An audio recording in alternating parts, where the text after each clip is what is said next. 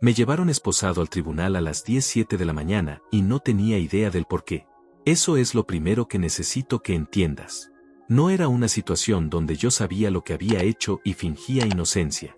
Era una situación donde genuinamente, con las manos atadas detrás de la espalda y 2 policías a mis lados, yo no entendía qué estaba pasando.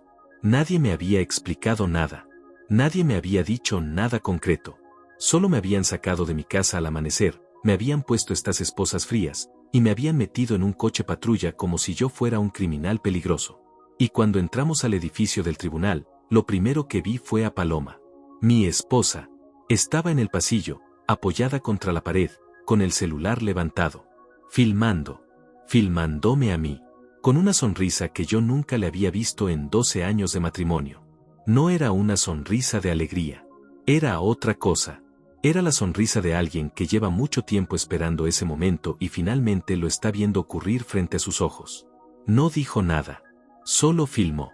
Y detrás de ella, en la galería, estaban Mariela y Gael. Mi suegra y mi cuñado. Los dos con los brazos cruzados. Los dos mirándome como si yo fuera exactamente lo que siempre habían dicho que era. Mariela tenía esa expresión suya de superioridad que yo había aprendido a ignorar durante años. Gael apenas podía disimular la satisfacción en la cara. Los dos inmóviles. Los dos en silencio. Los dos disfrutando cada segundo de aquello. Yo seguí caminando porque no tenía otra opción. Las esposas resonaban con cada paso. El reloj en la pared marcaba las 10:07. Y en ese momento, mientras cruzaba ese pasillo con las manos atadas y la mirada de mi esposa grabándolo todo, pensé una sola cosa. Pensé, ¿cómo llegué hasta aquí? ¿Cómo es posible que esto esté pasando? Porque 48 horas antes yo estaba en mi casa. En la casa que yo había construido con mis propias manos, ladrillo por ladrillo, durante 3 años. La casa donde dormía mi hija Julieta. La casa donde yo creía, con toda la ingenuidad del mundo, que tenía una familia. 48 horas después estaba esposado en un tribunal y mi esposa me filmaba sonriendo. Algo había salido terriblemente mal. O tal vez, y esto es lo que más me costó aceptar después, nada había salido mal. Tal vez todo había salido exactamente como alguien lo había planeado. Exactamente como lo habían diseñado. Y yo, durante meses, durante años quizás, había estado caminando sin saberlo hacia ese pasillo, hacia esas esposas, hacia ese reloj que marcaba las 10:07 con una frialdad absoluta. Pero antes de contarte lo que pasó dentro de esa sala, necesito que entiendas quién soy yo. Porque eso cambia todo. Me llamo Severino. Tengo 43 años. Nací en un pueblo pequeño donde la gente se conoce por el nombre del padre y el apellido de la madre, donde los hombres aprenden a trabajar antes de aprender a quejarse. Mi padre era albañil. Mi abuelo también. Yo aprendí a mezclar cemento antes de aprender a andar en bicicleta. No es una exageración. Es simplemente lo que era mi vida y lo que yo elegí seguir siendo. A los 19 años me vine a la ciudad con $200 en el bolsillo y una mochila con 3 mudas de ropa. Sin contactos. Sin palanca. Sin nadie esperándome. Solo con las manos y con la certeza de que si trabajaba lo suficiente, algo bueno tenía que llegar. Y llegó. No de golpe. No como en las películas. Llegó despacio, con años de madrugadas y callos en las manos y fines de semana sin descanso. Pero llegó. A los 32 años tenía mi propia empresa pequeña de construcción. No grande. No espectacular. Pero mía. Con 3 empleados, contratos estables y una reputación que me había costado cada gota de sudor que yo tenía. Y entonces conocí a Paloma. Era inteligente. Era hermosa. Tenía una forma de reírse que hacía que todo lo demás dejara de importar. Me enamoré rápido, demasiado rápido, y cuando ella me dijo que sí, que quería casarse conmigo, sentí que todo el esfuerzo de esos años había valido la pena. Lo que no vi, o lo que no quise ver, era a Mariela, la madre de Paloma. Desde el primer día me miró como si yo fuera un error. Como si su hija hubiera cometido una equivocación enorme al elegirme. Yo era demasiado simple para ella. Demasiado trabajador.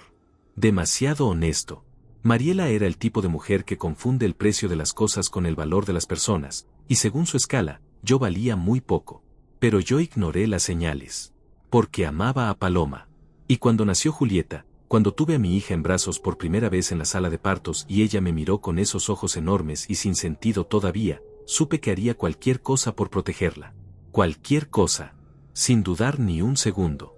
Lo que no sabía era que el mayor peligro para mi hija no venía de afuera. Venía de adentro de mi propia casa. Y mientras yo caminaba esposado por ese pasillo, con Paloma filmándome y Mariela observando desde la galería con los brazos cruzados, una parte de mí todavía no lo quería creer. Todavía buscaba una explicación razonable. Todavía me decía a mí mismo que había algún malentendido, algún error administrativo, algo que se podía solucionar con una conversación. Fue cuando entré a la sala y vi al juez que entendí que no había ningún malentendido. El juez tomó mi expediente. Lo abrió. Leyó 2 líneas. Y se enderezó en la silla de una forma que yo nunca voy a olvidar. Con una lentitud que llenó toda la sala de silencio. Miró a los policías. Luego me miró a mí. Luego volvió a mirar el expediente. Y en ese momento, en ese segundo exacto, algo cambió en su expresión. Algo que yo no supe interpretar todavía. Pero que Paloma, desde donde estaba sentada, claramente tampoco esperaba. Porque la vi cambiar de postura. La vi bajar el celular. Y por primera vez en toda esa mañana, la sonrisa desapareció de su cara. El juez no habló de inmediato. Eso fue lo primero que me sorprendió. Porque yo había imaginado este momento de 1000 formas distintas durante las horas que pasé en esa celda provisional esperando que alguien me explicara algo, y en todas mis versiones el juez hablaba rápido, con autoridad, con esa voz de quien ya tomó una decisión antes de escuchar nada. Pero este hombre no hizo eso. Este hombre leyó. Leyó con una calma que parecía casi ofensiva dado todo lo que estaba pasando a su alrededor. Pasó una página. Luego otra. Frunció el ceño una vez, solo una, y volvió a ponerse en esa postura recta que me había llamado la atención desde que entré. Yo estaba de pie frente a él con las esposas puestas. De pie, con las manos atadas. Como un animal. A mi izquierda estaba Diana. Mi abogada. La había contratado 48 horas antes en una llamada que duró exactamente 3 minutos porque era todo el tiempo que me dieron para hablar por teléfono antes de meterme en esa celda. Diana era una mujer de unos 50 años, cabello oscuro recogido, traje gris, sin una sola expresión en la cara que me diera pistas sobre cómo iban las cosas. Yo necesitaba que me mirara.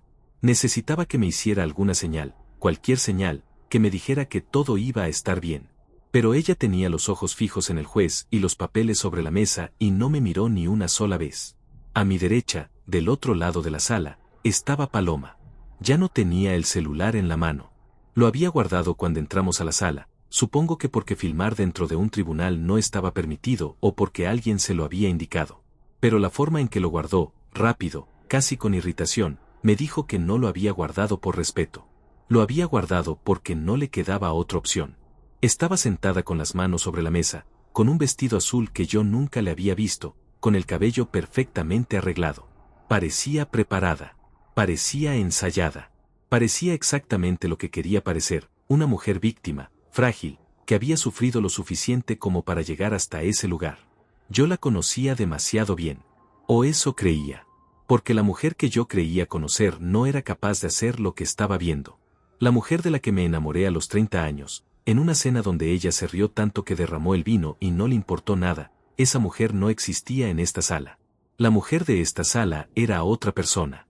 Una persona que había planeado cada detalle con una frialdad que todavía me costaba procesar. Y entonces el juez levantó la vista. Me miró directamente a mí. Y dijo, con una voz que llenó toda la sala sin necesidad de levantarla: ¿Usted es Severino? Sí, señor juez, respondí. Mi voz sonó más firme de lo que yo esperaba. No sé de dónde saqué esa firmeza. Quizás del mismo lugar donde aprendí a mezclar cemento a los 10 años. Quizás de mi padre, que nunca en su vida bajó la cabeza delante de nadie aunque tuviera todas las razones del mundo para hacerlo. El juez asintió lentamente. Volvió a mirar el expediente. Y entonces hizo algo que yo no entendí en ese momento, pero que Diana me explicaría después. Tomó una hoja del expediente, la separó del resto, y la colocó aparte sobre su escritorio. Con cuidado. Con una deliberación que no era casual. Paloma lo vio. Yo la vi verlo. Y vi como sus manos, que estaban perfectamente quietas sobre la mesa, se tensaron de repente. Solo un segundo. Solo un instante que cualquiera hubiera ignorado. Pero yo llevaba 12 años estudiando las manos de esa mujer. Sabía cuando estaba tranquila y cuando estaba asustada aunque su cara dijera lo contrario. Estaba asustada. Y eso, por primera vez en toda esa mañana, me dio algo parecido a la esperanza. Pero no me adelanto, porque para entender lo que pasó en esa sala necesito contarte lo que pasó antes. Lo que pasó en los meses anteriores, en la casa que yo construí, en el matrimonio que yo creí que estaba salvando cuando en realidad ya estaba completamente destruido desde adentro. Todo empezó a cambiar hace aproximadamente 2 años. No fue un momento específico. No fue una pelea grande ni una revelación dramática. Fue algo más lento y más cruel que eso. Fue como cuando una pared empieza a agrietarse. Primero la grieta es tan pequeña que apenas la ves. Luego crece un poco más. Luego un poco más. Y cuando finalmente decides llamar a alguien para que la revise ya es demasiado tarde porque toda la estructura está comprometida y lo que parecía una grieta era en realidad el principio del derrumbe. Paloma empezó a llegar tarde. No siempre. No de manera obvia. Solo de vez en cuando, con explicaciones razonables que yo aceptaba porque no tenía motivos para no aceptarlas. Trabajo extra. Una reunión que se extendió. Una amiga que necesitaba compañía. Yo llegaba de la obra, me duchaba, ponía a Julieta a dormir, calentaba la cena y esperaba. Y cuando Paloma llegaba ya era tarde y ya no había energía para hablar y nos dormíamos cada uno en su lado de la cama con esa distancia silenciosa que es peor que cualquier pelea. Pero lo que realmente empezó a preocuparme fue Mariela. Mi suegra empezó a aparecer en casa con una frecuencia que yo no había autorizado ni pedido. Al principio era una vez por semana. Luego era 3 veces. Luego algunas semanas era todos los días. Y cuando yo llegaba del trabajo y la encontraba sentada en mi cocina tomando café con Paloma, algo en el ambiente cambiaba de una forma que yo no sabía describir pero que sentía en el estómago. Las conversaciones se cortaban cuando yo entraba. O seguían pero en un tono diferente. Un tono que me excluía sin excluirme directamente. Mariela tenía ese talento particular de hablar delante de ti como si no estuvieras. De referirse a decisiones sobre tu propia casa, sobre tu propia hija, como si tú fueras un detalle menor en la ecuación. Una tarde llegué y las encontré revisando papeles en la mesa del comedor. ¿Qué están mirando?, pregunté. Cosas de la casa, dijo Paloma sin levantar la vista. Mariela me sonrió. Esa sonrisa suya que nunca llegaba a los ojos. Yo me fui a duchar y no pregunté más. Porque en ese tiempo todavía creía que la mejor estrategia era no alimentar los conflictos. Todavía creía que si yo era suficientemente paciente, suficientemente razonable, las cosas iban a encontrar su propio equilibrio. ¡Qué equivocado estaba! Gael empezó a aparecer también. El hermano de Paloma. Un hombre de 38 años que en toda su vida no había terminado nada que hubiera empezado. Ningún trabajo. Ningún proyecto. Ninguna relación. Gael vivía de la generosidad de Mariela y de la paciencia de los demás. Y tenía esa arrogancia particular de las personas que no han logrado nada pero están convencidas de que merecen todo. Siempre me había caído mal. Y él lo sabía. Pero de repente Gael estaba en mi casa los fines de semana. Jugando con Julieta. Sentado en mi sofá.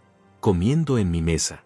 Y cuando yo miraba a Paloma buscando alguna explicación, ella desviaba la mirada o cambiaba el tema con una habilidad que yo fui reconociendo demasiado tarde como lo que era, práctica. Era la habilidad de alguien que lleva mucho tiempo esquivando conversaciones incómodas porque sabe exactamente a dónde llevan. Un martes por la noche, cuando Julieta ya estaba dormida, intenté hablar con Paloma. Le dije que sentía que algo había cambiado.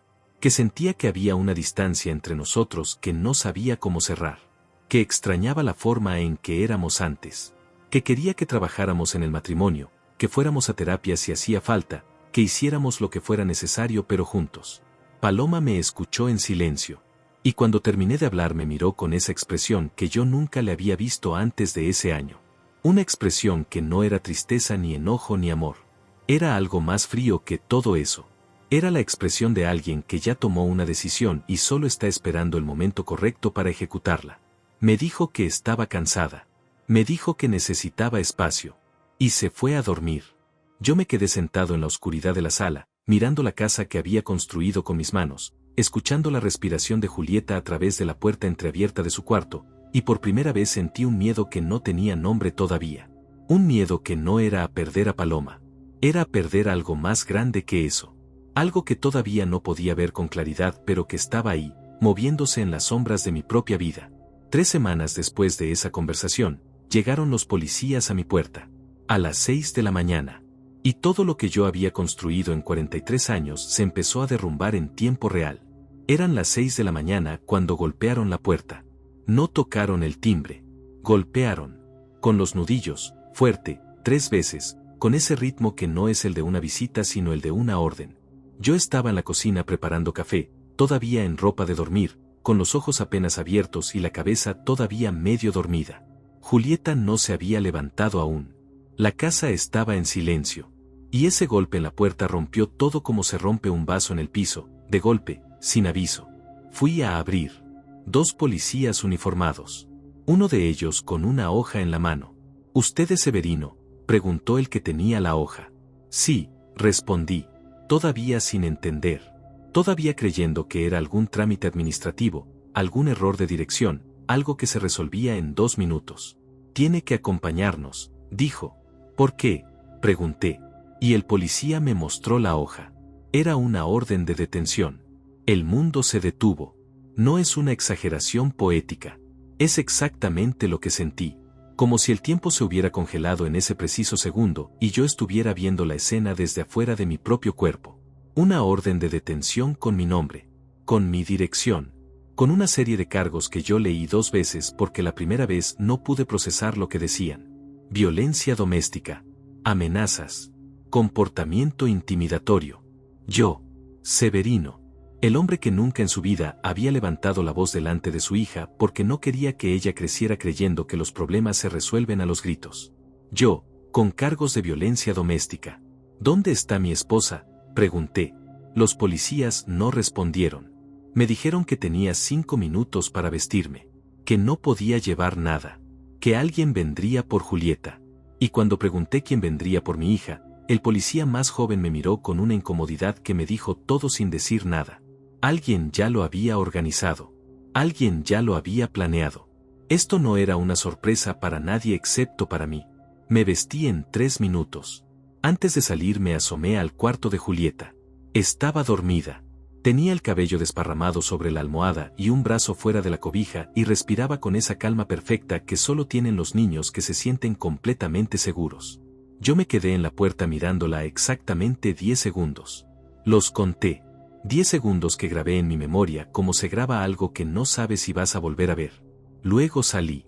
Y en el pasillo del edificio, bajando las escaleras con los 2 policías, fue cuando empecé a entender la magnitud de lo que estaba pasando. Porque en ese momento mi teléfono vibró una vez con un mensaje. Solo uno. De un número que no tenía guardado pero que reconocí de inmediato porque era el número de Gael, el hermano de Paloma, y el mensaje decía solo esto: ya era hora. Ya era hora.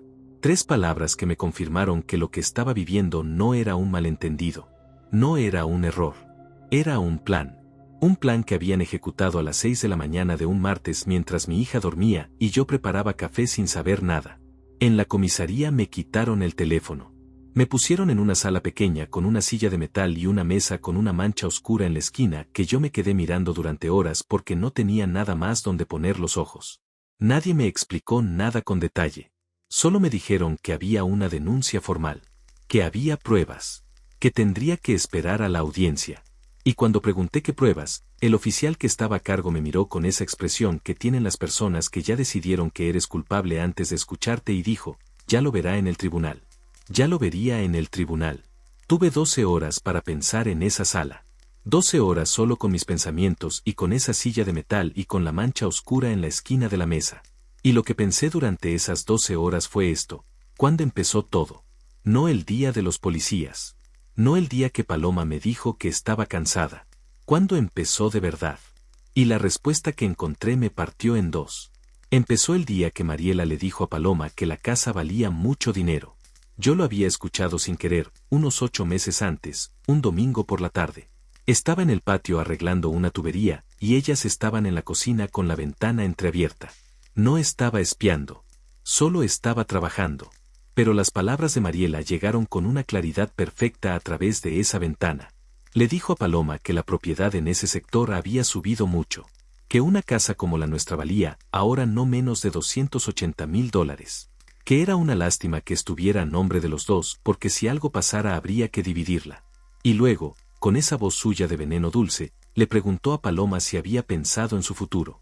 En el futuro de Julieta. en lo que pasaría si las cosas no funcionaban.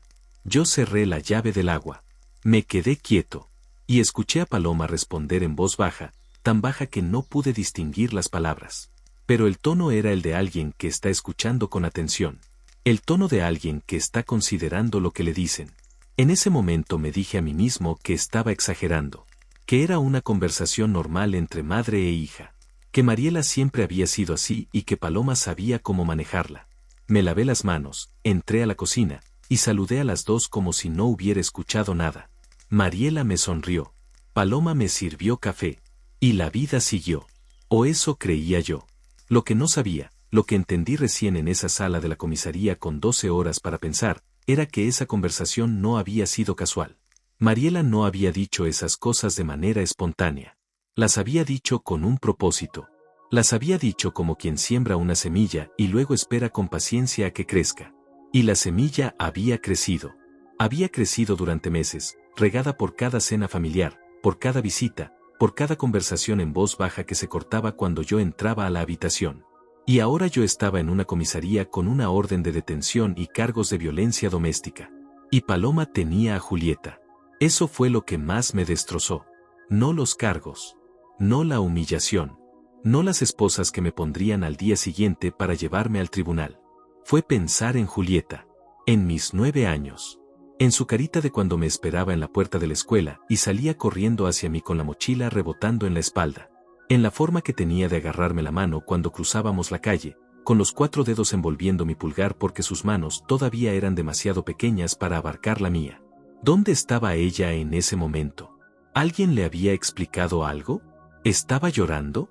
¿Estaba preguntando por mí? Me tuve que aferrar a la silla para no desesperarme completamente. Me tuve que repetir a mí mismo lo que mi padre me decía cuando las cosas se ponían difíciles. La cabeza fría es la única herramienta que nadie te puede quitar. Piensa, analiza, actúa. No te desmorones porque si te desmoronas ya ganaron. Ya ganaron. Eso no podía pasar. Pedí hacer una llamada.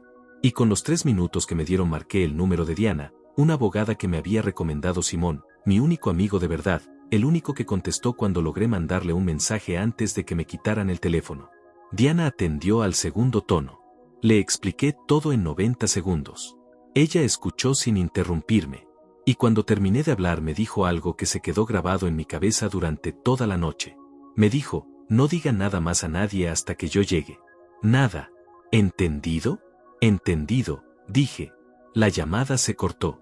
Y yo me quedé en esa silla, en esa sala, mirando la mancha oscura en la esquina de la mesa, esperando un amanecer que tardó una eternidad en llegar. Diana llegó a las 8 de la mañana.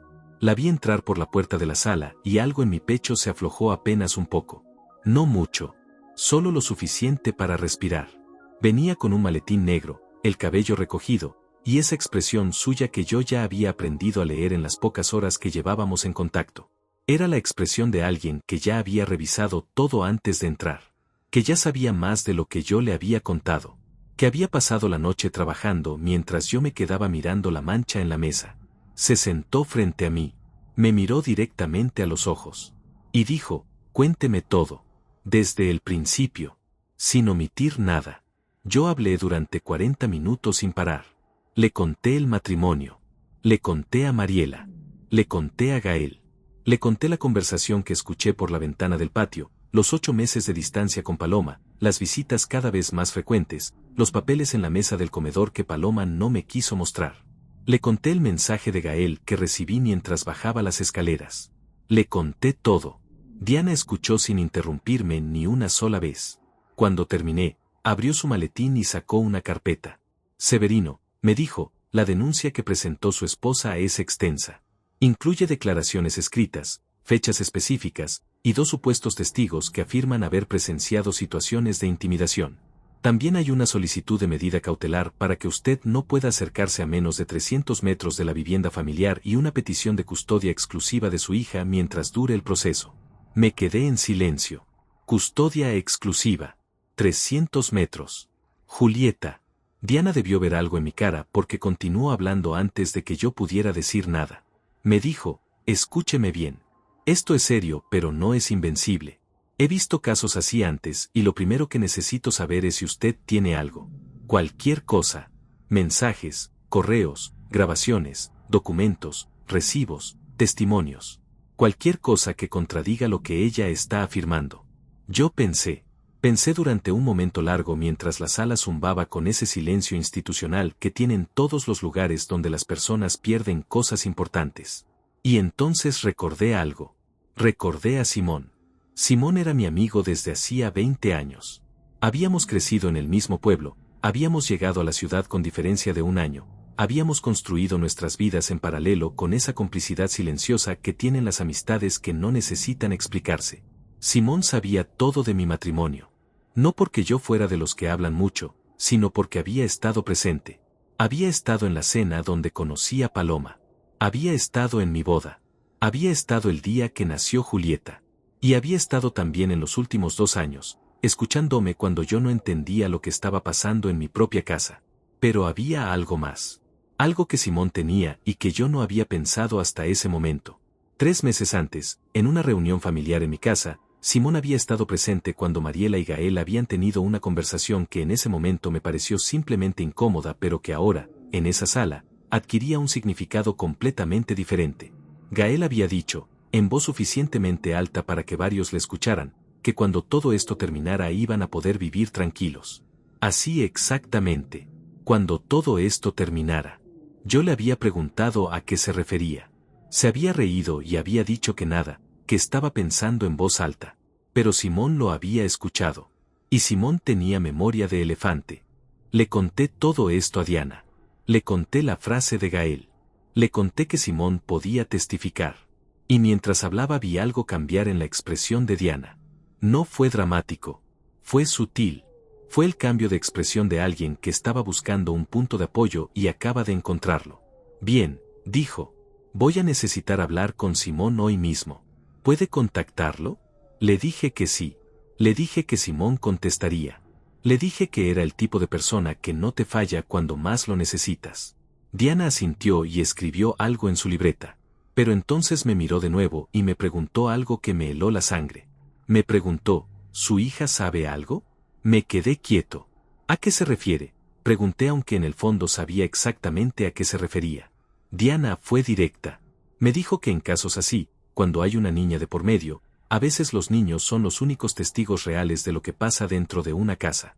No porque se les pida hacerlo, sino porque ven, porque escuchan, porque los niños absorben todo aunque los adultos crean que están dormidos o distraídos. Julieta tenía 9 años. Julieta era la niña más observadora que yo había conocido en mi vida. Desde pequeña tenía esa capacidad de mirar una situación y entenderla con una profundidad que no correspondía a su edad. Cuando yo estaba triste ella lo sabía antes de que yo dijera nada. Cuando había tensión en la casa ella lo sentía en el aire antes de que nadie abriera la boca. ¿Qué había visto Julieta en los últimos meses? ¿Qué había escuchado? ¿Qué guardaba en esa cabecita suya que yo no sabía? Pero también pensé en otra cosa. Pensé en el daño que podía hacerle a una niña de 9 años verse en medio de un proceso legal. Verse obligada a hablar de sus padres frente a extraños. Verse forzada a elegir sin que nadie le hubiera preguntado si quería elegir. Se lo dije a Diana. Le dije que no quería usar a mi hija. Que si había otra forma, cualquier otra forma, prefería esa. Diana me miró con algo que no era exactamente ternura, pero que se le parecía. Y me dijo, entiendo lo que siente. Y lo respeto. Pero necesito que entienda que su hija puede ser la diferencia entre salir de aquí hoy o no salir en mucho tiempo. No le vamos a pedir que testifique en sala. Pero si ella quiere expresar algo, si tiene algo que decir, tenemos que dejarle ese espacio. Yo no respondí. Me quedé mirando la mesa. Y en ese momento, sin que yo lo supiera todavía, en algún lugar de la ciudad, Julieta estaba sentada en la casa de Mariela. Estaba sentada con un cuaderno y un lápiz. Y estaba escribiendo algo. No porque nadie se lo hubiera pedido, sino porque Julieta era Julieta, y cuando las cosas no tenían sentido para ella, las escribía hasta que lo encontraba. Lo que escribió en ese cuaderno ese día iba a cambiar todo. Pero eso todavía no lo sabía nadie. Diana se levantó, guardó su libreta y me dijo que volvería antes de la audiencia con todo lo que hubiera podido reunir.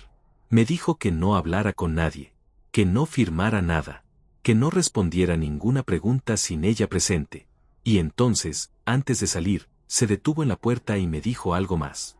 Me dijo: Severino, en 20 años de carrera he aprendido a distinguir cuando alguien miente y cuando alguien está siendo destruido por mentiras. Usted no miente. Y eso, aunque en este momento no lo parezca, importa más de lo que cree. La puerta se cerró. Y yo me quedé solo otra vez. Pero esta vez el silencio era diferente. Esta vez tenía algo que no había tenido en toda esa noche interminable. Tenía una posibilidad. Pequeña, frágil, incierta, pero real. Y me aferré a ella con las dos manos como el que se agarra de una cuerda sobre el vacío, sin soltar, sin aflojar, sin permitirse ni un segundo de duda, porque sabía que si la soltaba todo se acababa. Y yo no podía permitir que todo se acabara. No con Julieta esperando en algún lugar sin entender por qué su papá no aparecía. No con eso. La noche anterior a la audiencia no dormí. No fue por nervios solamente. Fue por algo más profundo que los nervios. Fue esa clase de insomnio que no te deja porque tu cabeza no para de repasar cada detalle, cada conversación, cada momento donde debiste haber visto lo que se estaba construyendo a tus espaldas y no lo viste. Estaba tendido en esa cama angosta de la celda provisional, mirando el techo de concreto, y lo que pasaba por mi mente no era miedo al tribunal. Era otra cosa. Era la sensación de haber fallado en algo fundamental. De haber estado tan ocupado construyendo paredes y techos para otros que no había visto cómo derrumbaban los cimientos de mi propia casa. Me pregunté cuántas veces Paloma había hablado con Mariela sobre esto mientras yo dormía a su lado. Me pregunté cuántas veces Gael había estado en mi cocina comiendo mi comida y planificando mi destrucción con la misma naturalidad con que untaba el pan. Me pregunté cuántas veces yo había ignorado una señal porque era más cómodo ignorarla que enfrentarla. Y me pregunté si Julieta sabía. Esa pregunta era la que más me costaba sostener.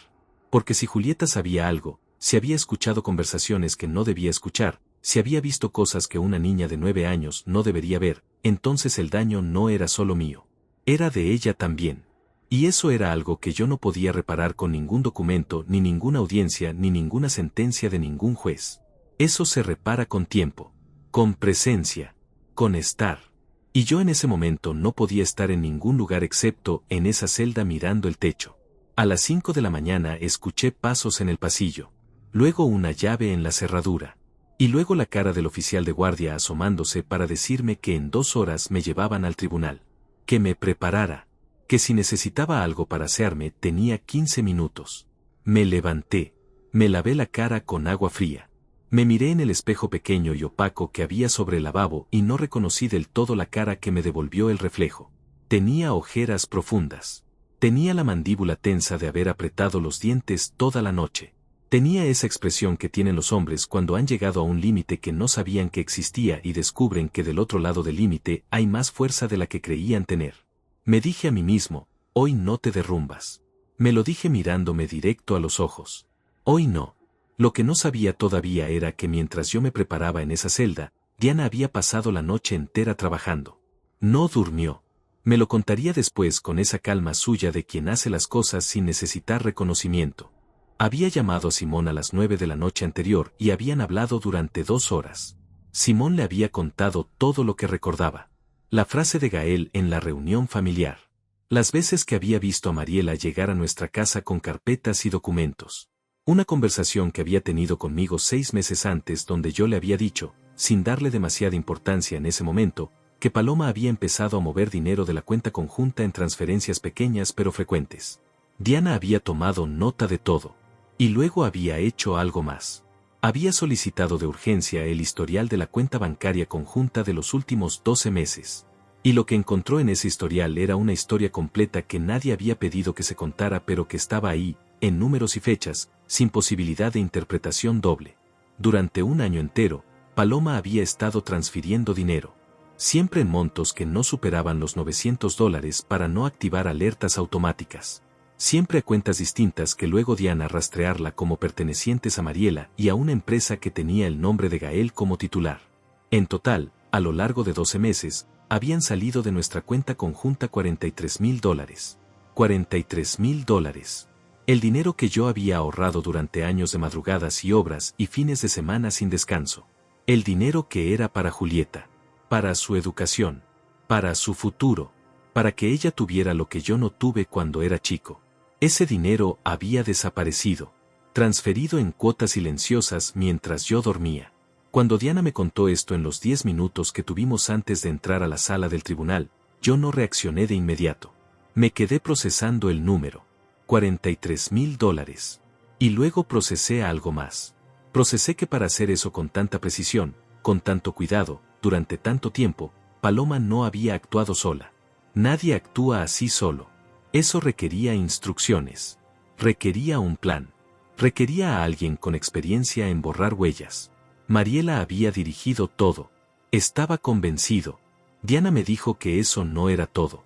Me dijo que Simón había recordado algo más durante la conversación de la noche. Algo que en su momento le había parecido irrelevante pero que ahora encajaba con una precisión que asustaba. 3 meses antes, en una tarde que Simón había pasado en mi casa ayudándome con unos trabajos en el patio, había visto a Gael salir del cuarto de Paloma con una carpeta azul. No había dicho nada porque no era asunto suyo. Pero lo había visto. Y la carpeta azul tenía escrito algo en la portada que Simón había alcanzado a leer desde donde estaba. Tenía escrito mi nombre completo, en una carpeta que salía del cuarto de mi esposa en manos de mi cuñado. Le pregunté a Diana qué significaba eso. Me dijo que podía significar muchas cosas, pero que lo más probable era que en esa carpeta estuvieran los documentos que habían usado para construir la denuncia, las declaraciones preparadas, las fechas fabricadas, las supuestas pruebas de intimidación que ahora figuraban en mi expediente como si fueran hechos reales. Todo preparado, todo organizado, todo guardado en una carpeta azul con mi nombre mientras yo estaba en el patio trabajando a metros de distancia sin saber nada. Respiré hondo. Le pregunté a Diana si era suficiente. Ella no me respondió de inmediato. Y eso me dijo más que cualquier respuesta directa.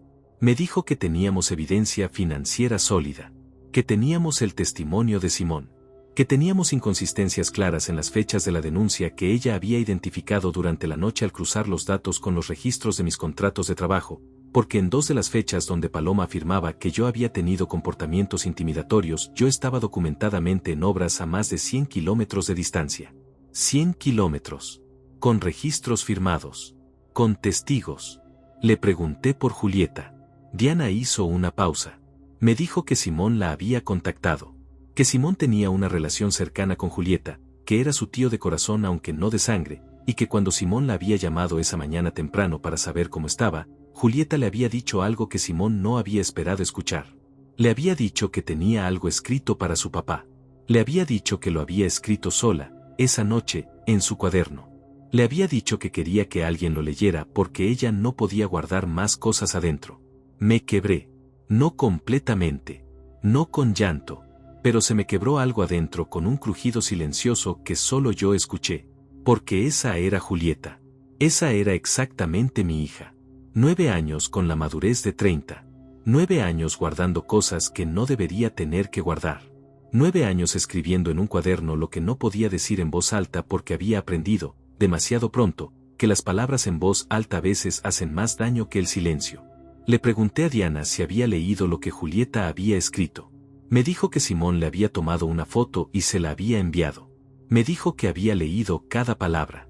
Y me dijo, con esa voz suya que no se quebraba nunca, que lo que Julieta había escrito era la cosa más importante que teníamos. Más que el historial bancario. Más que las inconsistencias en las fechas. Más que el testimonio de Simón. Porque Julieta había escrito la verdad. Toda la verdad. Con 9 años y letra de niña y sin saber que cambiaría todo. Quise saber qué decía. Diana me dijo que lo descubriría en el momento correcto. Y antes de que yo pudiera insistir, la puerta de la sala se abrió y el oficial nos indicó que era hora. Era hora de entrar al tribunal. Era hora de caminar por ese pasillo con las esposas frías y el reloj marcando las 17 y Paloma filmando con su celular y Mariela y Gael observando desde la galería con los brazos cruzados y esa sonrisa de victoria que llevaban meses ensayando. Era hora de que el juez abriera mi expediente. Caminé, con la cabeza levantada, con las manos atadas pero la mirada libre, y con la certeza de que algo dentro de esa sala iba a cambiar para siempre. Todavía no sabía exactamente cómo, pero lo sentía en los huesos, como se siente el cemento cuando fragua. Firme, irreversible, definitivo. La sala del tribunal olía a papel viejo y aire acondicionado. Era un olor que se te metía en la nariz desde que cruzabas la puerta y no te soltaba. Un olor institucional, frío, que no pertenecía a ningún ser humano en particular, pero que de alguna forma llevaba el peso de todos los que habían pasado por ahí antes que tú. De todos los que habían entrado con miedo. De todos los que habían salido destrozados. De todos los que habían buscado justicia en esas paredes y no siempre la habían encontrado. Yo entré con las esposas puestas. El sonido de mis pasos sobre el piso de mármol era el único sonido en ese momento porque todo lo demás se había detenido. O eso sentí yo. Sentí que el tiempo se comprimía, que cada segundo duraba más de lo normal, que cada detalle se grababa en mi memoria con una nitidez que solo da el miedo o la adrenalina o las dos cosas juntas. A mi izquierda, las bancas de la galería. Mariela estaba en la segunda fila. Vestida de negro, con el bolso sobre las rodillas, los brazos cruzados sobre el pecho. Me miró entrar con esa expresión suya de juicio permanente, esa expresión que había perfeccionado durante décadas y que usaba como arma. No dijo nada. No necesitaba decir nada. Su sola presencia era un mensaje. Estaba ahí para verme caer y quería que yo lo supiera. Al lado de ella, Gael. Gael con esa sonrisa suya de costado que nunca era una sonrisa completa sino solo la mitad de una, la mitad que dice que sabe algo que tú no sabes. Tenía los brazos cruzados igual que su madre, como si hubieran ensayado la pose, como si hubieran llegado temprano para encontrar el mejor lugar desde donde ver el espectáculo. Y entonces la vi a ella. Paloma estaba sentada en la mesa del lado opuesto al mío, con su abogado a la derecha, con esa postura de víctima que había construido con tanto cuidado. El vestido azul, el cabello arreglado, las manos sobre la mesa.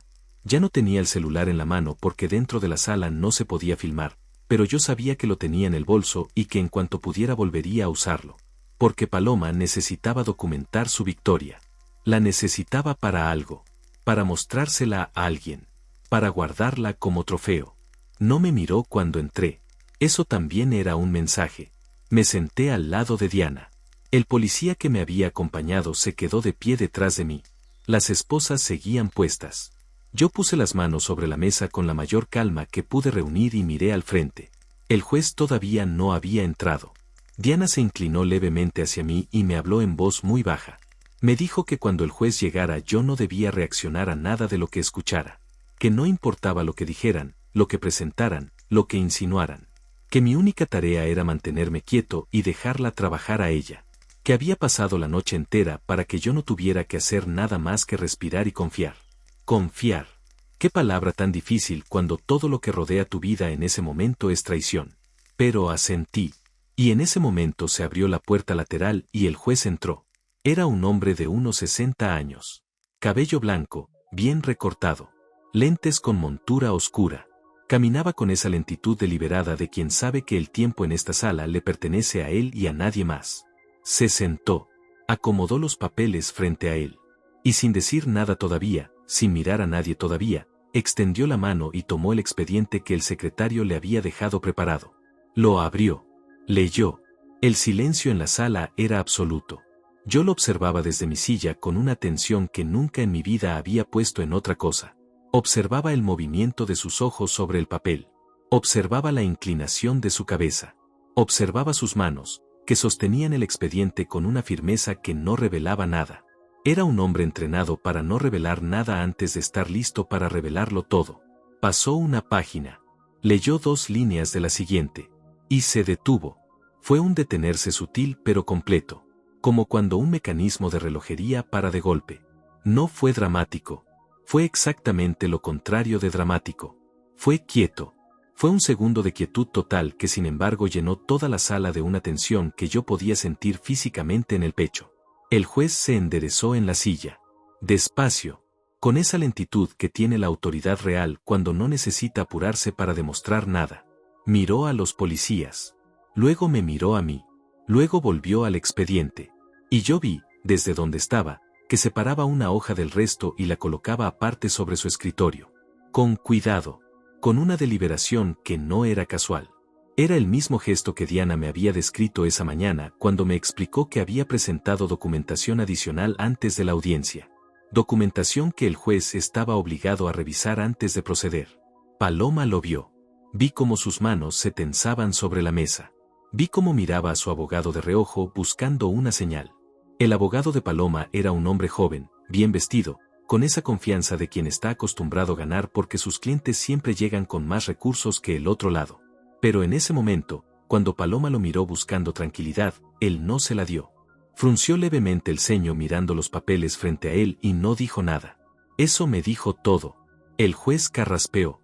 Miró al secretario y le dijo algo en voz baja que yo no alcancé a escuchar. El secretario asintió y salió de la sala rápidamente. Hubo un minuto de espera que pareció 10. Mariela y Gael seguían en la galería, pero ya no tenían los brazos cruzados con la misma comodidad de antes. Mariela había bajado las manos al bolso. Gael miraba al juez con esa tensión nueva de quien empieza a sospechar que el guión no va a seguir como lo habían planeado. El secretario volvió con otra carpeta. Se la entregó al juez. El juez la abrió. Revisó las primeras páginas. Y entonces levantó la vista y habló por primera vez desde que había entrado a la sala. Dijo: antes de continuar con esta audiencia necesito señalar una irregularidad en la documentación presentada por la parte demandante. El abogado de Paloma se puso rígido. Diana, a mi lado, no se movió ni un milímetro. Pero yo sentí algo en ella. Una especie de quietud concentrada. La quietud de alguien que lleva horas esperando exactamente este momento. El juez continuó. Dijo que en el expediente figuraban 2 declaraciones de testigos que afirmaban haber presenciado situaciones de intimidación en fechas específicas. Y que sin embargo la documentación adicional presentada esa mañana incluía registros firmados y verificados que demostraban que el demandado se encontraba en una ubicación a más de 100 kilómetros de distancia en ambas fechas.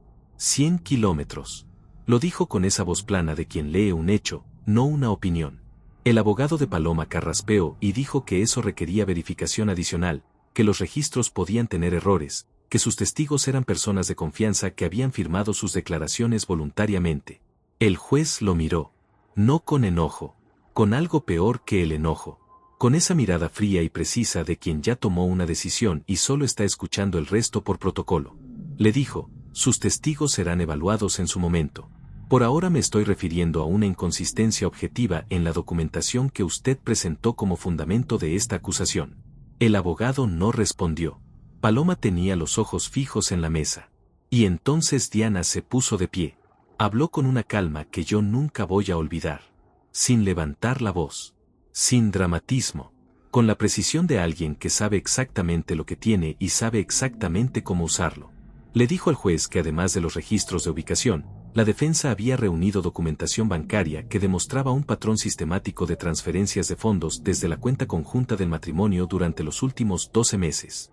Que esas transferencias sumaban en total $43,000. Que habían sido realizadas en montos deliberadamente fragmentados para evitar detección.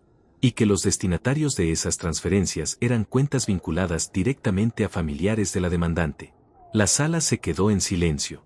Un silencio diferente al anterior. El silencio de algo que acaba de cambiar de dirección.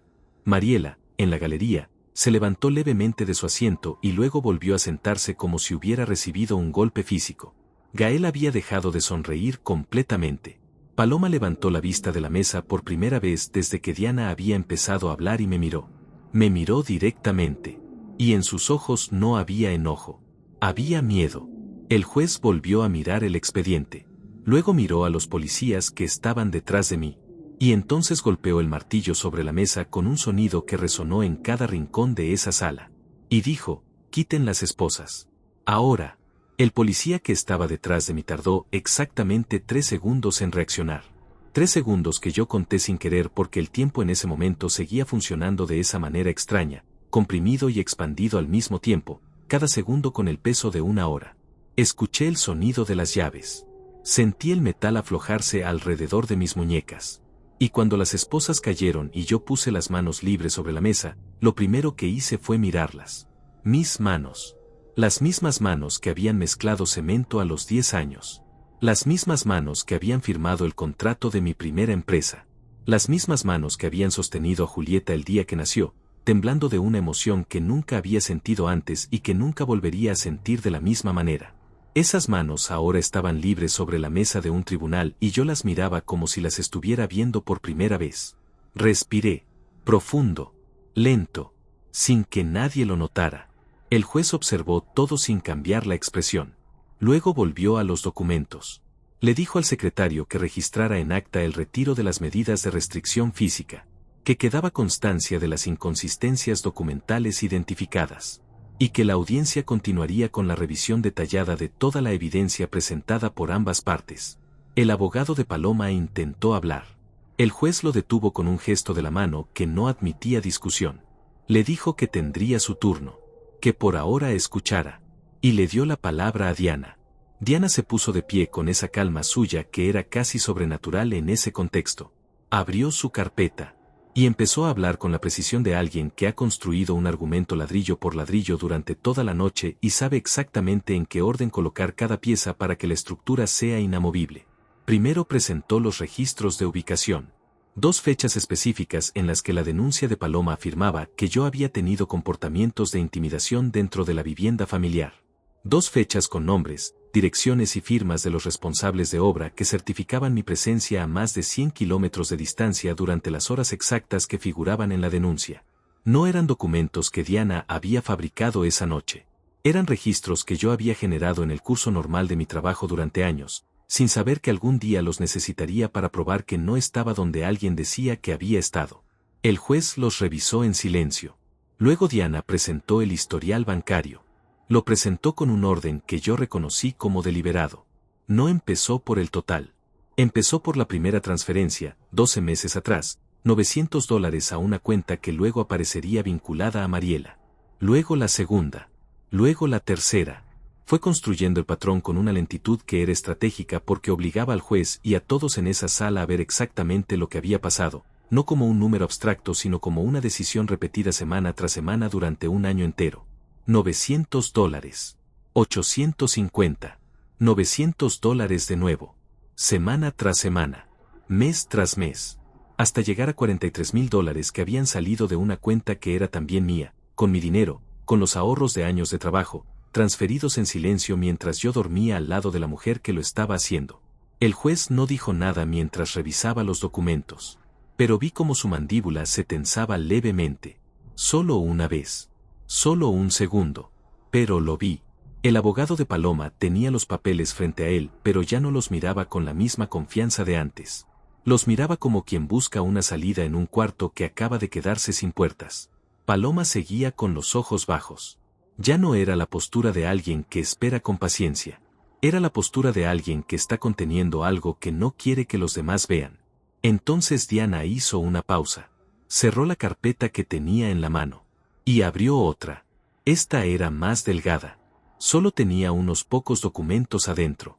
Pero la forma en que la abrió, con una lentitud que no era casual, me dijo que lo que venía era lo más importante de todo. Le dijo al juez que había una declaración adicional que la defensa solicitaba incorporar al expediente, que no era el testimonio de un abogado ni de un perito ni de ningún profesional, que era la declaración escrita de una menor, redactada de manera voluntaria, sin ninguna instrucción de ningún adulto, en su propio cuaderno, con su propia letra, la noche anterior a esta audiencia. La sala cambió de temperatura. Es la única forma en que puedo describirlo. No cambió la temperatura real. Pero algo en el aire de esa sala se volvió diferente. Más denso. Más quieto. Como cuando antes de una tormenta el viento para completamente y todo se detiene. El abogado de Paloma se puso de pie. Objetó de inmediato. Dijo que una declaración no solicitada de una menor no podía ser incorporada sin protocolo previo, sin evaluación psicológica, sin garantías de que no había sido influenciada por terceros. Habló rápido. Habló con la urgencia de alguien que necesita detener algo antes de que llegue a los oídos del juez. El juez lo dejó terminar. Y luego le dijo, con esa voz plana suya que no se alteraba nunca, que la declaración sería revisada por él en primer lugar para determinar su pertinencia. Que si encontraba indicios de influencia externa o manipulación la descartaría de inmediato. Pero que si la declaración era consistente, espontánea y relevante para el caso, tenía la obligación de considerarla. El abogado intentó objetar de nuevo. El juez no lo dejó. Diana se acercó al estrado y entregó la hoja. Una sola hoja, arrancada de un cuaderno de espiral, con los bordes irregulares de cuando arrancas una hoja con cuidado, pero igual se nota que era parte de algo más. Con letra de niña. Con esa letra grande y redonda que tienen los niños que todavía están aprendiendo que las palabras tienen el poder de cambiar las cosas. El juez la tomó. La leyó. Y yo lo observé leer. Observé cada segundo de esa lectura con una intensidad que nunca había puesto en nada. Vi cómo sus ojos se movían de izquierda a derecha, de arriba a abajo, con esa lentitud de quien está leyendo cada palabra por separado y no dejando que ninguna pase sin peso. Vi cómo llegaba al final de la hoja. Vi cómo volvía al principio y leía de nuevo. Y vi cómo, cuando terminó la segunda lectura, dejaba la hoja sobre el escritorio con mucho más cuidado del que había usado para dejar cualquier otro documento esa mañana. La trató como si fuera frágil, como si mereciera cuidado. Yo no sabía todavía lo que decía esa hoja. Diana me lo había negado esa mañana y yo había respetado eso aunque me había costado cada segundo. Pero al ver la forma en que el juez la dejó sobre el escritorio, al ver el gesto de sus manos, algo en mi interior se quebró de una manera que no era dolor. Era otra cosa. Era el reconocimiento de que mi hija, mi Julieta de 9 años, había hecho algo enorme sin saber exactamente lo que estaba haciendo. Había escrito la verdad en un cuaderno de espiral en la casa de su abuela, rodeada de personas que llevaban meses construyendo una mentira, y esa verdad había llegado hasta esta sala y había aterrizado sobre el escritorio de un juez que la estaba tratando con cuidado. Con el cuidado que merece la verdad cuando aparece en el lugar correcto. El juez levantó la vista. Miró a Paloma. Y Paloma, que durante toda la mañana había mantenido esa compostura ensayada de víctima tranquila, no pudo sostener esa mirada. La bajó. Y en ese momento Mariela, desde la galería, hizo algo que yo no esperaba. Se puso de pie. No para hablar. No para protestar. Se puso de pie con esa rigidez de quien pierde el control de la situación y el cuerpo reacciona antes que la mente. El oficial de la sala le indicó con firmeza que se sentara. Se sentó. Pero ya era tarde. Ese movimiento involuntario lo había visto todo el mundo en la sala. Lo había visto el juez. Diana se quedó de pie esperando. Yo tenía las manos libres sobre la mesa y las mantenía quietas con un esfuerzo que solo yo sabía lo que me costaba. El abogado de Paloma miraba sus papeles sin leerlos. Gael había dejado de existir en términos prácticos. Era solo una figura en la galería que ya no tenía sonrisa ni postura ni nada que decir. El juez tomó el martillo. Y antes de hablar me miró a mí. Solo a mí. Con esa mirada que tienen las personas que han visto demasiado en su vida como para sorprenderse fácilmente, pero que de vez en cuando se encuentran con algo que les recuerda por qué hacen lo que hacen. Y dijo, vamos a escuchar todo. Porque aquí hay mucho más de lo que esta denuncia quiere hacer ver. El juez pidió silencio en la sala con un solo gesto de la mano. No necesitó el martillo. No necesitó levantar la voz. Solo levantó la mano con esa autoridad tranquila que no se aprende en ningún libro sino en décadas de estar sentado en ese lugar viendo a las personas mostrar lo peor y lo mejor de sí mismas. Y la sala obedeció. Completamente. Hasta Mariela, que seguía rígida en su banca de la galería, se quedó quieta como si ese gesto la hubiera congelado en su sitio. El juez miró al abogado de Paloma. Le dijo que tenía la oportunidad de responder a la evidencia presentada por la defensa. Que eligiera con cuidado lo que iba a decir porque el tribunal estaba escuchando con atención. El abogado se puso de pie. Era un hombre que claramente estaba acostumbrado a hablar con confianza en estos espacios. Tenía ese tono de quien conoce el sistema y sabe usarlo. Pero en ese momento, con los registros de ubicación sobre el escritorio del juez y el historial bancario y la hoja arrancada del cuaderno de Julieta, ese tono tenía fisuras. Pequeñas. Casi imperceptibles. Pero yo las escuchaba porque llevaba toda la mañana prestando atención a cada detalle de una manera que nunca había prestado atención a nada. Dijo que los registros de ubicación eran documentos privados que requerían verificación independiente, que el historial bancario podía tener múltiples interpretaciones, que las transferencias podían corresponder a gastos familiares acordados entre los cónyuges, que su clienta había tomado decisiones financieras dentro del marco de un matrimonio donde ella también había contribuido. Y que la declaración de la menor, independientemente de su contenido, no podía ser tomada como evidencia válida sin el protocolo correspondiente. Habló durante 4 minutos. Cuando terminó el juez lo miró en silencio durante un momento que se sintió mucho más largo de lo que fue. Y luego le preguntó una sola cosa.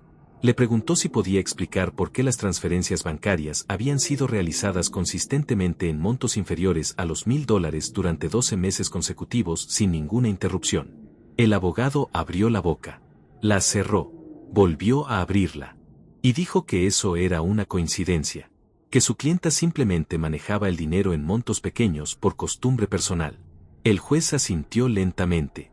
con esa lentitud suya que ya yo había aprendido a leer como lo opuesto de la aprobación. Entonces Diana se puso de pie de nuevo. Habló con la misma calma de antes, pero con algo adicional que yo percibí claramente.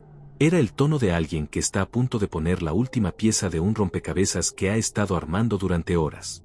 Le dijo al juez que la defensa solicitaba llamar a declarar a un testigo presencial. Un testigo que había estado presente en eventos relevantes para este caso y cuyo testimonio aportaría contexto directo a la situación que el tribunal estaba evaluando. El abogado de Paloma objetó de inmediato. El juez lo detuvo con el mismo gesto de antes. Y dijo que el testigo podía hablar. La puerta lateral de la sala se abrió. Y entró Simón. Lo vi entrar y algo en mi pecho se acomodó de una manera que no tenía nombre. Simón era un hombre grande, de hombros anchos, con las manos de quien también ha trabajado toda su vida con ellas. Caminó hasta el estrado con esa tranquilidad suya que nunca era arrogancia sino simplemente la calma de alguien que sabe quién es y no necesita demostrárselo a nadie. Me miró cuando pasó por mi lado. Solo un segundo. Solo una mirada que decía todo lo que no podía decir en voz alta en ese momento. Estoy aquí. No te voy a fallar. Simón juró decir la verdad y se sentó. Diana le hizo las preguntas con precisión quirúrgica. Le preguntó sobre la reunión familiar de 3 meses atrás. Simón describió la escena con una claridad que solo tiene la memoria de alguien que guardó ese momento porque algo en él le dijo que algún día iba a importar. Describió a Gael saliendo del cuarto de Paloma con una carpeta azul. Describió las palabras exactas que Gael había dicho en voz alta. Cuando todo esto terminara iban a poder vivir tranquilos. La sala escuchó en silencio. Luego Diana le preguntó sobre las conversaciones que había tenido conmigo durante los últimos 2 años. Sobre lo que yo le había contado respecto al cambio en el comportamiento de Paloma. Sobre las visitas de Mariela. Sobre el dinero que yo había mencionado que desaparecía de la cuenta sin explicación clara. Simón respondió todo con la misma claridad. Sin adornos. Sin dramatismo. Con la sencillez de quien dice lo que vio y lo que escuchó y nada más que eso. El abogado de Paloma lo interrogó después. Intentó desacreditarlo. Le preguntó si era amigo mío, como si la amistad fuera sinónimo de mentira. Le preguntó si tenía algo personal contra Paloma o su familia. Le preguntó si había sido instruido sobre lo que debía decir. Simón respondió a cada pregunta con esa calma suya inquebrantable. Dijo que era mi amigo desde hacía 20 años y que eso no hacía que lo que había visto fuera menos real. Dijo que no tenía nada personal contra nadie, sino que tenía la obligación de decir la verdad cuando se lo pedían.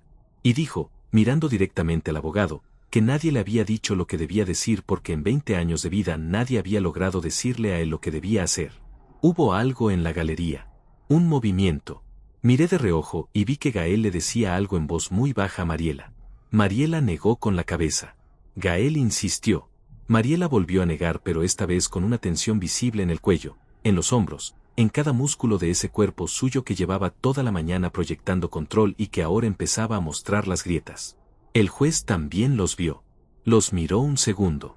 Y luego miró a Paloma. Paloma tenía los ojos húmedos. No lloraba. Era solo la presión de contener algo demasiado grande para un cuerpo humano. Tenía las manos entrelazadas sobre la mesa con una fuerza que le blanqueaba los nudillos. Y yo la miré en ese momento con una mezcla de sentimientos que todavía hoy me cuesta ordenar. Porque por más que entendía lo que había hecho, por más que veía con claridad el plan que había ejecutado con la dirección de su madre, una parte de mí todavía recordaba a la mujer que se había reído tan fuerte en aquella cena que había derramado el vino sin importarle nada. Esa mujer había existido. O yo había creído que existía. Y ninguna de las dos cosas me hacía sentir mejor. Diana pidió la palabra de nuevo. El juez se la concedió. Y Diana dijo que había una última cosa que el tribunal necesitaba considerar. Dijo que la declaración escrita de la menor contenía información específica sobre eventos presenciados por ella dentro del hogar familiar durante los últimos meses. Que esa información era directamente relevante para evaluar no solo la veracidad de la denuncia presentada, sino también para determinar cuál era el entorno más adecuado para la menor mientras se resolvía el proceso. El abogado de Paloma se tensó. El juez tomó la hoja del cuaderno de nuevo. La leyó por tercera vez. Esta vez en voz alta. Y cuando empezó a leer la letra de Julieta en esa sala, con esa voz plana y firme que no se quebraba nunca, yo tuve que poner las manos debajo de la mesa porque empezaron a temblar. No de miedo. De otra cosa completamente. Julieta había escrito que su papá nunca le había gritado, que su papá llegaba cansado de trabajar pero siempre le preguntaba cómo le había ido en la escuela, que una vez había escuchado a su abuela Mariela decirle a su mamá que si hacían las cosas bien iban a poder vivir en una casa mejor, que había visto a su tío Gael llevar papeles a su casa muchas veces, que su mamá a veces lloraba pero no cuando su papá estaba cerca sino cuando hablaba por teléfono con la abuela, y que ella quería estar con su papá porque su papá era la persona que le leía cuentos y le enseñaba los nombres de las herramientas y le decía siempre que la verdad era lo único que nadie te podía robar. La verdad es lo único que nadie te puede robar. Yo le había dicho eso. No recordaba exactamente cuándo, pero lo había dicho. En alguna tarde ordinaria, en algún momento sin importancia aparente, le había dicho eso a mi hija y ella lo había guardado. Lo había guardado y lo había escrito en un cuaderno de espiral la noche antes de que todo se decidiera. El juez terminó de leer. Dejó la hoja sobre el escritorio.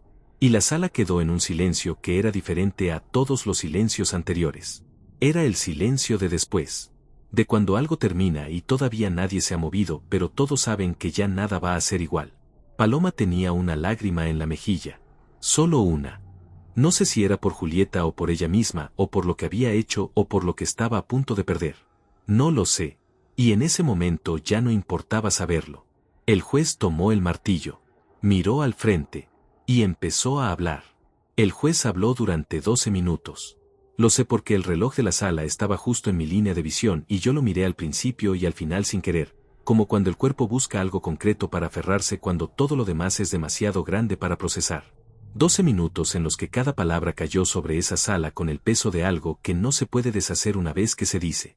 Empezó por los registros de ubicación. Dijo que las inconsistencias documentales identificadas en la denuncia no eran errores menores ni imprecisiones de memoria. Eran contradicciones directas entre lo que la parte demandante había afirmado bajo juramento y lo que documentos verificados y firmados demostraban con claridad objetiva. Dijo que eso no era una cuestión de interpretación. Era una cuestión de hechos. Luego habló del historial bancario. Dijo que el patrón de transferencias presentado por la defensa mostraba una conducta financiera que no correspondía a ninguna definición razonable de administración doméstica. Que transferencias sistemáticas en montos deliberadamente fragmentados durante 12 meses consecutivos hacia cuentas de terceros vinculados familiarmente a la demandante constituían un patrón que el tribunal no podía ignorar. Que ese dinero, $43,000, provenía de una cuenta conjunta y su destino tendría que ser investigado con profundidad. $43,000. Lo dijo con esa voz plana suya, sin adornos, como un hecho que existe independientemente de lo que cualquiera en esa sala quisiera creer. Luego habló de Julieta. Y aquí el juez hizo algo que yo no esperaba. Bajó levemente el tono. No mucho, no de manera dramática, pero lo suficiente para que la diferencia se notara. Como si reconociera que lo que estaba a punto de decir merecía un registro diferente al de los documentos bancarios y los registros de ubicación. Como si supiera que estaba hablando de una niña de 9 años que había escrito la verdad en un cuaderno de espiral sin que nadie se lo pidiera y que eso merecía al menos ese gesto de respeto. Dijo que la declaración de la menor era espontánea, coherente y consistente con la evidencia documental presentada por la defensa, que no había encontrado en ella indicios de instrucción externa ni de manipulación, que por el contrario encontró en ella la clase de observación directa y honesta que los adultos frecuentemente subestiman en los niños porque cometen el error de creer que los niños no ven lo que está pasando a su alrededor. Los niños siempre ven. Siempre. El juez miró a Paloma cuando dijo eso. Solo un segundo. Pero fue suficiente. Paloma tenía la cabeza levemente inclinada. Ya no lloraba. Ya no tenía esa compostura ensayada de las primeras horas. Era solo una mujer sentada en una silla que de repente parecía demasiado grande para ella. Una mujer que había entrado a esa sala creyendo que controlaba cada variable y que estaba descubriendo que había una variable que nunca había podido controlar. Su propia hija. El juez continuó. Dijo que en vista de la evidencia presentada, la denuncia por violencia doméstica y comportamiento intimidatorio no encontraba sustento suficiente para proceder. Que las contradicciones documentales comprometían la credibilidad de los testigos presentados por la demandante, que las medidas cautelares solicitadas, incluyendo la restricción de acercamiento y la custodia exclusiva, quedaban sin efecto de manera inmediata. Sin efecto de manera inmediata. Escuché esas palabras y algo en mi interior se soltó. No fue euforia. No fue triunfo. Fue algo más parecido al alivio profundo que siente el cuerpo cuando ha estado en tensión durante demasiado tiempo y de repente puede aflojarse. Fue físico. Fue real. Fue el alivio de alguien que estuvo a punto de perder todo y en el último momento encontró que el suelo todavía estaba ahí. Diana puso una mano brevemente sobre mi brazo. Solo un segundo. No dijo nada. No necesitó decir nada. Pero en la galería el silencio era de otra naturaleza. Mariela estaba inmóvil. Completamente inmóvil. Con esa rigidez de quien ha recibido un golpe que no puede mostrar en público porque mostrarlo sería admitirlo. Gael miraba al frente con una expresión vacía que no le había visto en toda la mañana. La arrogancia había desaparecido de su cara tan completamente como si nunca hubiera estado. Y lo que quedaba sin ella era simplemente un hombre de 38 años que de repente parecía mucho más pequeño de lo que había sido hace una hora. El juez no había terminado. Dijo que dado el patrón financiero identificado y la naturaleza de las inconsistencias documentales, el tribunal ordenaba una investigación formal sobre el origen y destino de las transferencias bancarias realizadas desde la cuenta conjunta, que esa investigación incluiría a todas las partes vinculadas a las cuentas receptoras, que se notificaría formalmente a los involucrados en los términos que establecía la ley. El abogado de Paloma escribía rápido en su libreta, con esa rapidez que tiene la escritura cuando ya no es estrategia sino simplemente registro de daños. Y entonces el juez dijo la última parte. Dijo que en lo relativo a la custodia de la menor, dado que las medidas cautelares quedaban sin efecto y dado el contenido de la declaración espontánea de la niña, el tribunal establecía custodia compartida provisional con residencia primaria en el domicilio paterno hasta que se completara una evaluación familiar formal, que la menor tendría derecho a expresar sus preferencias en ese proceso, y que cualquier interferencia en el vínculo entre la menor y cualquiera de sus progenitores durante el periodo de evaluación sería considerada una violación de las condiciones establecidas por el tribunal. Residencia primaria en el domicilio paterno. Con Julieta. En mi casa. En la casa que yo había construido ladrillo por ladrillo con mis propias manos durante 3 años. El juez golpeó el martillo una última vez. Y dijo, se levanta la sesión. Lo que siguió fue una especie de movimiento lento y simultáneo de todas las personas en la sala. El abogado de Paloma se inclinó hacia ella y empezó a hablar en voz muy baja. Paloma no respondió de inmediato. Solo miraba la mesa. En la galería, Mariela se puso de pie con esa rigidez suya y le dijo algo a Gael que yo no alcancé a escuchar. Gael asintió sin mirarla. Los dos salieron sin prisa pero sin detenerse, sin mirar hacia donde yo estaba, con esa forma de retirarse que tienen las personas que han perdido algo que creían seguro y todavía no han procesado lo que eso significa. Diana recogía sus papeles con calma. Yo me quedé sentado un momento más. Solo un momento. Con las manos libres sobre la mesa. Con el reloj en la pared marcando las 11:42. Con el olor a papel viejo y aire acondicionado que ya no me pesaba de la misma manera que cuando había entrado. Con la imagen de Julieta escribiendo en su cuaderno de espiral grabada en algún lugar de mi pecho donde las cosas se guardan para siempre. Diana me dijo que podíamos irnos. Me levanté. Y cuando crucé esa sala hacia la salida pasé cerca de donde Paloma estaba sentada todavía. No me detuve. No dije nada. Pero por un segundo nuestras miradas se encontraron. Solo un segundo. Y lo que vi en sus ojos no era odio ni arrepentimiento ni ninguna de las cosas que yo había esperado ver. Era algo más parecido al agotamiento. El agotamiento de alguien que ha gastado una energía enorme construyendo algo que al final se derrumbó sobre ella misma. Salí al pasillo. El mismo pasillo por donde me habían traído esposado horas antes. Ahora lo cruzaba con las manos libres y Diana a mi lado, y el sol de media mañana entrando por las ventanas altas con esa luz blanca y directa que tiene cuando no hay nubes. Simón me esperaba afuera. Estaba apoyado contra la pared con los brazos cruzados y cuando me vio aparecer en la puerta se irguió y me miró con esa pregunta silenciosa que no necesitaba palabras. Asentí. Él cerró los ojos un segundo y luego los abrió y dijo solo esto, sabía que ibas a salir. No nos abrazamos. No somos de esos. Solo nos pusimos a caminar lado a lado por la acera de afuera del tribunal con el sol en la cara y el ruido de la ciudad alrededor como si el mundo hubiera seguido girando durante todo ese tiempo sin pedirle permiso a nadie. Esa tarde fui a buscar a Julieta. No voy a describir ese momento con demasiadas palabras porque hay cosas que las palabras achican en lugar de agrandar. Solo voy a decir que cuando ella me vio en la puerta salió corriendo con la mochila rebotando en la espalda igual que siempre, igual que cada tarde en la puerta de la escuela, y se aferró a mí con esos brazos pequeños que todavía no tienen la fuerza que van a tener algún día, pero que en ese momento me sostuvieron a mí más de lo que yo la sostuve a ella. Le dije que todo estaba bien.